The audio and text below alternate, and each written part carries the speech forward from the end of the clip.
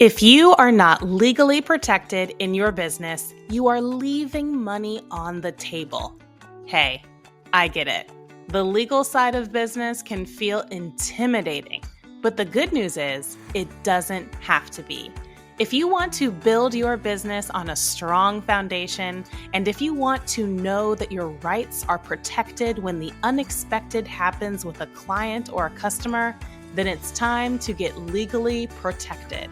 This means no more using free contracts that you downloaded off of the internet. This means partnering with a law firm that actually believes in your vision and can help you achieve it. This means legally protecting your brand so that no one can steal your good ideas. There are a lot of ways to grow and scale, but if you want to grow a strong business, it's time to get legally protected. If you're listening and resonating with this, then my signature service, the Legal Upgrade, just might be perfect for you. The Legal Upgrade is a straightforward, structured process to give your business the legal protection that it needs to thrive. Click the link in the show notes and schedule a call with me today.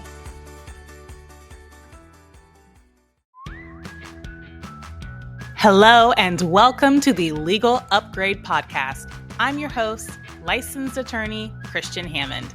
This podcast breaks down the legal side of business to reveal key legal strategies that can help you take your business to the next level. Please note that none of the following is legal, tax, investment, financial, or medical advice.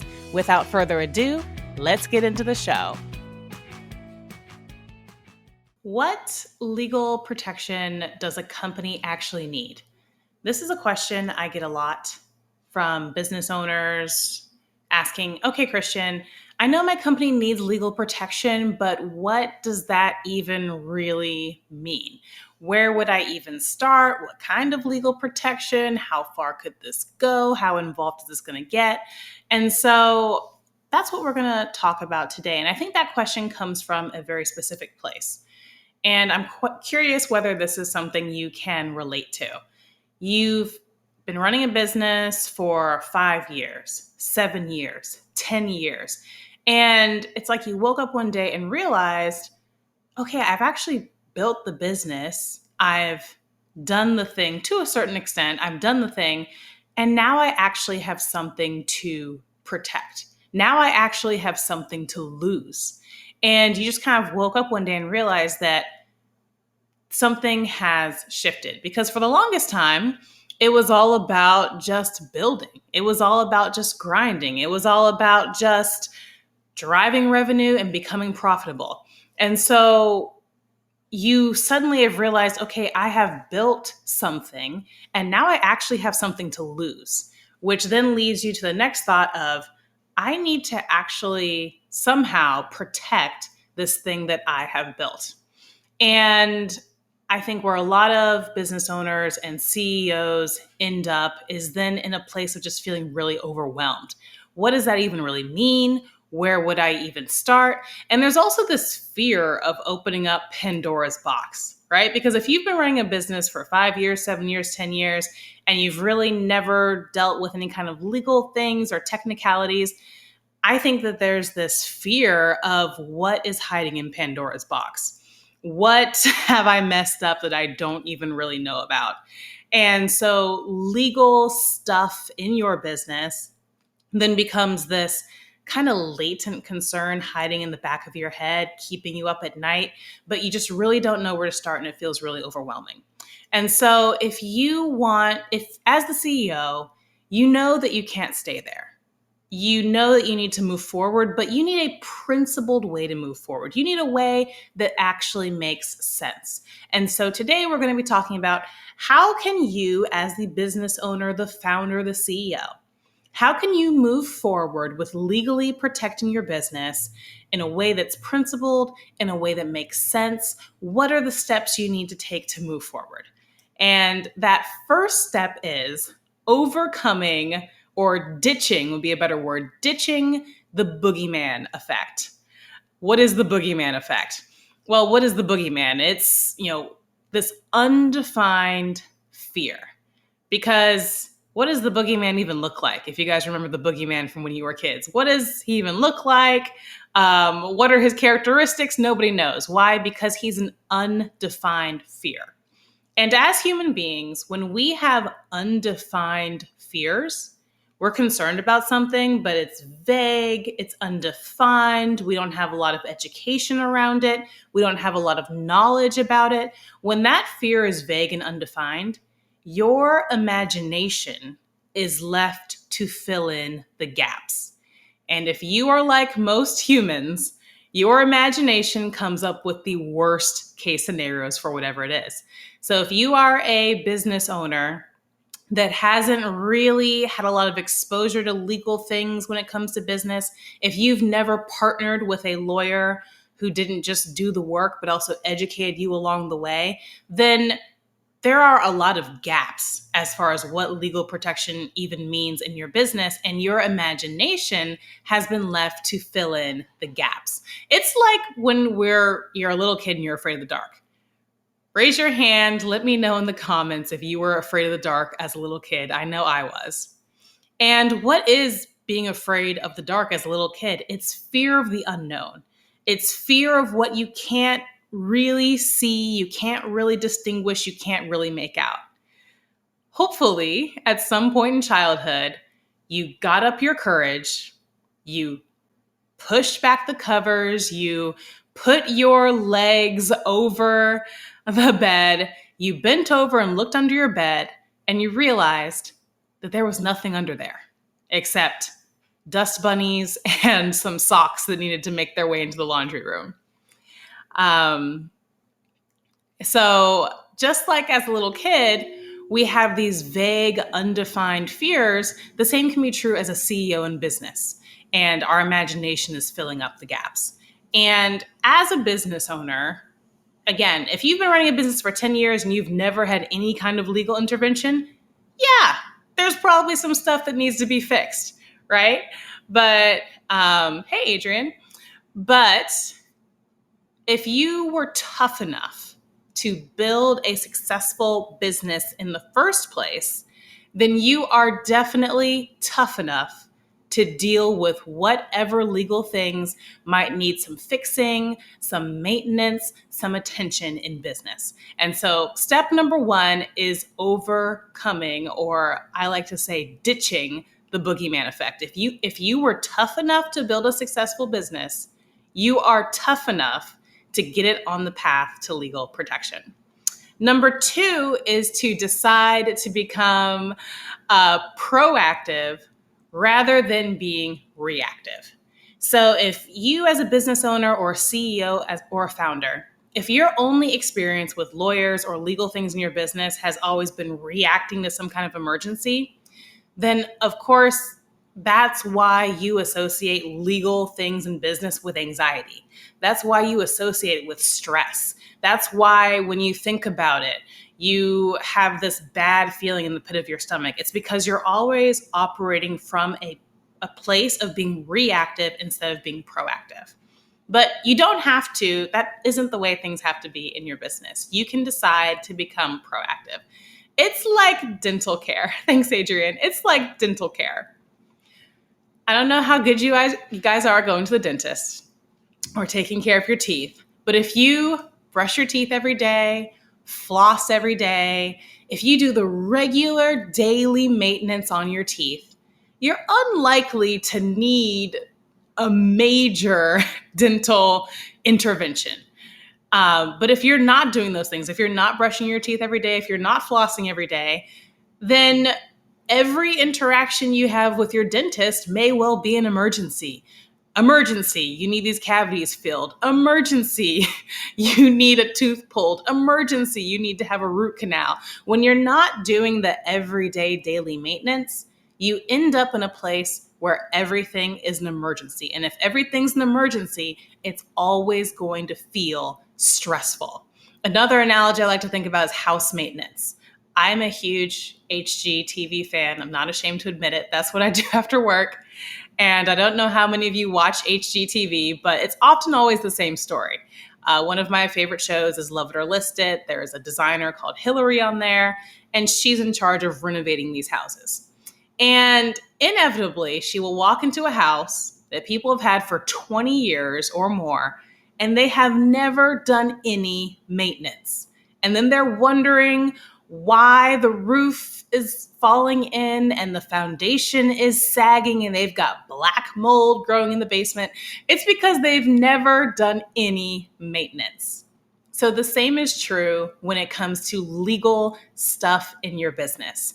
If you're always operating from a place of reaction, if everything is always an emergency, if you're not doing the regular scheduled maintenance, then yes, it's always going to be an emergency. It's always going to be stressful. But if you do that maintenance, you can start operating from a place of just more calm and security and just kind of knowing that you're doing the normal things to keep everything running smoothly.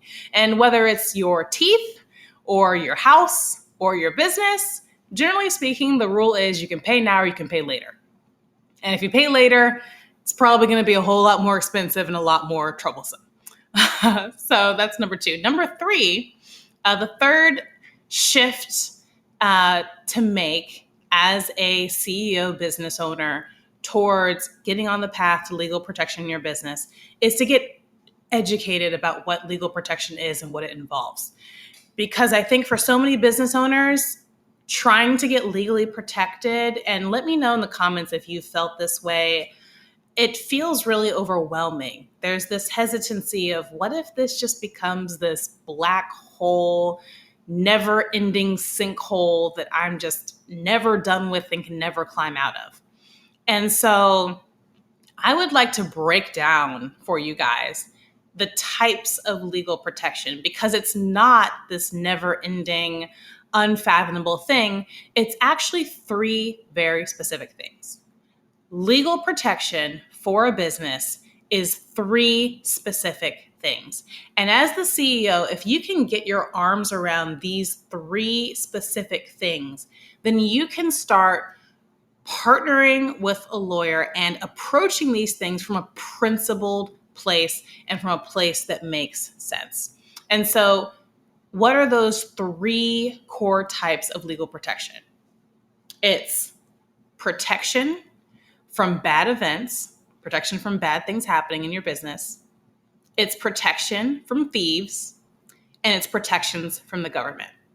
If you're taking notes, this is a good place to take notes and write these 3 things down. There are 3 core types of legal protection, and it's protection from bad events, protection from thieves, and protection from the government. So to take those 3 things, first, protection from bad events. What's a bad event? It's a customer ingesting your product and getting sick, and now they want to sue you. That's a bad event. It's someone coming to your coffee shop and one of the baristas that you have hired accidentally spills hot coffee on them. That's a bad event. It's your business partner deciding that they don't want you around anymore, and now they're trying to cut you out of the business and cut you out of the profits. That's a bad event. And so the first type of legal protection is protection from bad stuff happening. Very simple. And that might seem like a really broad category, but actually there are 3 specific solutions for bad events. There's 3 very specific ways that a business or a company protects itself from bad events. One is insurance, various types of insurance to protect from bad things happening. 2 is contracts. Those contracts control relationships with the business partner, the employees, the customers. And then 3 is processes or systems. Having systems in place to keep people happy, to keep bad stuff from happening, having quality control, having things in place to stop the bad things from happening. So the first type of legal protection is protection from bad events. And there's actually 3 very specific interventions that help protect from those sorts of issues. So that's number 1. The second core type of legal protection is protection from thieves, protection from people stealing your stuff and specifically stealing your intellectual property. So I should have said this before, but The first one, protection from bad events. In legal world, we just call that liability. You're trying to protect your company from liability. If you've heard that word and you wondered what it meant, like what it really meant, that's what it is. Liability is about protecting your company from bad things happening. Number two, protecting your company from thieves. This is about protecting your intellectual property. And the reason this is a core thing is because without intellectual property, a company has nothing to sell. Intellectual property is the products that the customers are buying. Intellectual property is the name of the business that they are buying it from. Intellectual property are those ideas, those concepts, those proprietary things that make your company different and that make people want to buy from you and not from somebody else. So if there is no intellectual property, there is no business. And intellectual property is what's driving revenue. It's what people are paying for. It's what they're buying. It's what makes a company profitable. So because intellectual property is so valuable, that's what people try to steal. And in this day and age, that doesn't mean that someone's busting into your office and going through your file cabinets. Not usually. Stealing could look like the employee that downloads your client list before quitting. It could look like the person who takes your online course, decides it's a great course, and decides to just screen record all your materials and resell it themselves. So stealing doesn't mean necessarily someone breaking in the middle of the night. Actually, when intellectual property is stolen, this is a bit of a tangent, but just FYI to those of you CEOs, founders, and business owners, when intellectual property gets stolen, it is usually from someone that you knew. It's usually a former employee, a former contractor, a former customer, a business partner. I would say a licensee, a franchisee. In my experience as an intellectual property lawyer, when IP gets stolen or the legal term we use is infringed, when the IP is infringed, it's usually someone you knew. It's less common for it to be a complete and total stranger. That I digress. But getting back to the second point of protection from thieves or protecting intellectual property, that is the second type of legal protection. And again, this might seem like a broad category, but there are very specific solutions for protecting IP, and that's to get it registered. Register the patents, register the trademarks, register the copyrights, protect the trade secrets. There are clear solutions to this type of legal protection. And the third type of legal protection is protection from the government, or in legal speak, we call that compliance. Complying with all the various laws, local, state, and federal, that a company needs to comply with. Now, there are certain government agencies that are relevant for everyone. Does not matter what kind of business you have. The IRS is relevant for everybody because every company has to pay taxes. So certain agencies matter no matter what stage of business you're at, no matter how big, how small, what industry you're in. Then there are other agencies that are maybe more niche. So if you are a food and beverage company, you're concerned about the FDA. If you are an influencer or you're in marketing or advertising, you're probably more concerned about the FTC, the Federal Trade Commission. If you are a blockchain or Web3 or cryptocurrency company right now, you're probably spending a lot of your time thinking about the SEC, the Securities and Exchange Commission. So the third type of legal protection for any business is protection from the government, or again, we call that compliance. Making sure that you are following the laws so that you don't end up in a position where you're spending time, energy, and money trying to deal with some kind of issue with the government. Does that make sense? And does that help you conceptualize and realize that legal protection is not just this black box or this black pit or this never-ending thing? It's actually three very specific things: liability, intellectual property, compliance. Protection from bad events, protection from thieves, protection from the government. If that is helpful, if that helps you conceptualize it, let me know in the comments. And so as a CEO, if you can get your arm around these three things, then you can start to create. I'm glad that that makes sense. If you can get your arm around these things, then you can start to partner with a lawyer and approach legal protection in your business in a principled way that makes sense. Because unless you are a large multinational company, all of these things are almost certainly, all these things are not equally important all at the same time. So that's the good news. Unless you're a large multinational, all of these things are not equally important all at the same time. So by partnering with a lawyer who can help you figure this out, you can figure out, for my stage in business, for where I'm at, for my priorities, what makes sense to focus on. And you can craft a strategy for legal protection and that makes sense, that's appropriate, that matches where you are in business, and that gives you a concrete way to move forward. The last shift to make as a business owner, CEO, to move forward and get your company legally protected is to accept that, yes, this is an ongoing process. But just because it's an ongoing process does not mean it's this unwieldy, uncontrollable, again, black hole, sinkhole kind of a process. I often hear from business owners, Christian, I just want to be done. I know I need legal protection. Just give me 3 things to do so that I can be done. And I totally get that. As a business owner myself, I totally get that. Let me know if you've felt that way. But as a CEO, as a business owner, you also know that when it comes to business, very few things are ever completely and totally one and done, finished.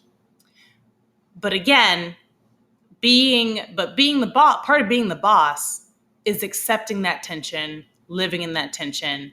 And if you can if you can partner with a lawyer that can help you identify what makes sense in the season, what strategy makes sense now, and yes, who can let you know when things change in the future, then approaching legal protection in your business can be something that is manageable. Something where you understand, for this season, for this stage, this is what I need to be doing, and I don't need to be too overly concerned with these other things. They will come when they come. When my season changes, when my stage of business evolves, then yeah, there's some things on the horizon I'm thinking about, but I understand what I need to do right now.